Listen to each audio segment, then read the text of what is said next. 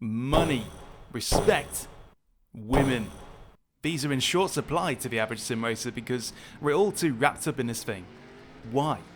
Because we all love motorsport, we'd all like to prove how good we would be at it, but can't finance taking part in the real deal, and even if you could, it would be most unwise for your immediate personal health and potential generational wealth.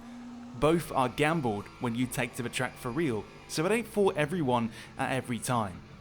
Motorsport is very expensive, but also very dangerous, not to mention ruthless by nature. Smash your car up in the first practice session of the first race of the year? Tough luck, life savings gone and you're done, no reset, and also your feet appear to be facing the wrong way now and your second and third vertebrae are now in your skull. There is an alternative for the common man. Sim racing is a mere imitation of real motorsport, but it has many ridiculously appealing bits unique to the virtual plane. For one, it's a largely level playing field, filled by regular people, salt of the earth, everyday enthusiasts. There is very little sense of financial, social or class shortcomings at play. You are just as entitled and able to take part as anyone else if you have the time. You're sorted by ability, not affluence. So if you truly want to benchmark your skills, this is the place. Sim racing is just motorsport, but with the doubt, fiscal gravity, risk and physicality largely removed. That's a bad thing if you're looking for an adrenaline rush and a sense of glory, but it's a good thing in many other ways.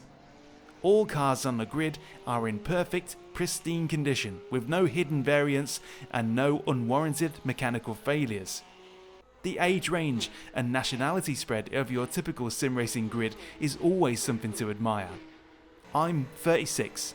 I rely on experience and baked-in ability to put up a fight against super fast kids whose brain neurons haven't started curling up and wrinkling yet, and there are folks in their 60s and beyond doing the same thing to stay sharp. Cost is no real barrier to entry either. My first setup was a G25 on a desk, and even though it's come a long way since, I'm still swimming in the same pond all these years later. I could just as easily still be on my first wheel and be treated equally by the system. Upgrades were by desire, not by demand. For me, the mass of everyday people that populate sim racing bring it to life far more than any other factor.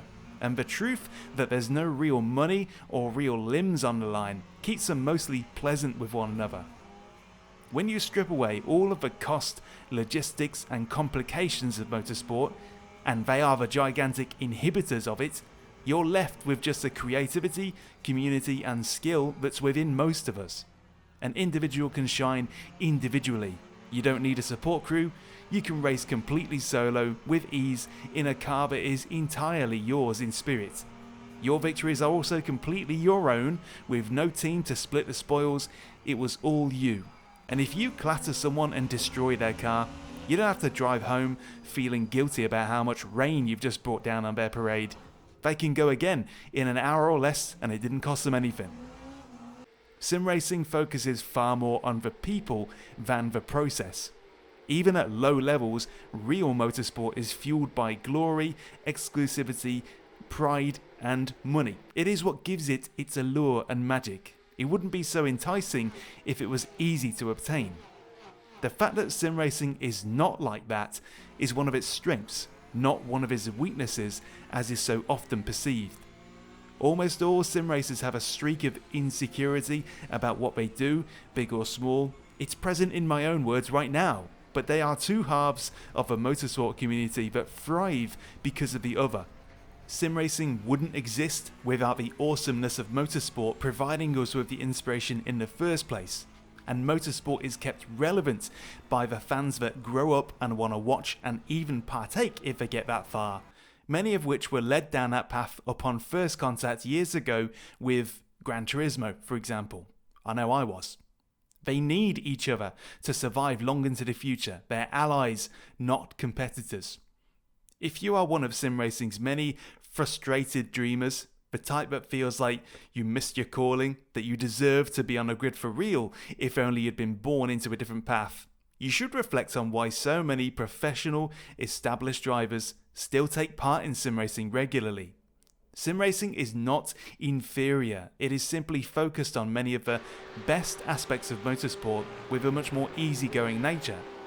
When nothing's really at risk, you are free to focus on just pure competition with others, no need to hold back, no life-altering tragedy if it goes wrong, just pure execution of the craft. You and your name versus them and theirs.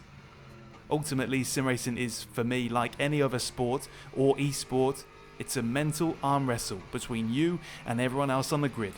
Instead of locking palms face to face over a table, you're holding corners and lines over the internet from a distance and comparing how much brain juice you have to cover a race distance as precisely as possible.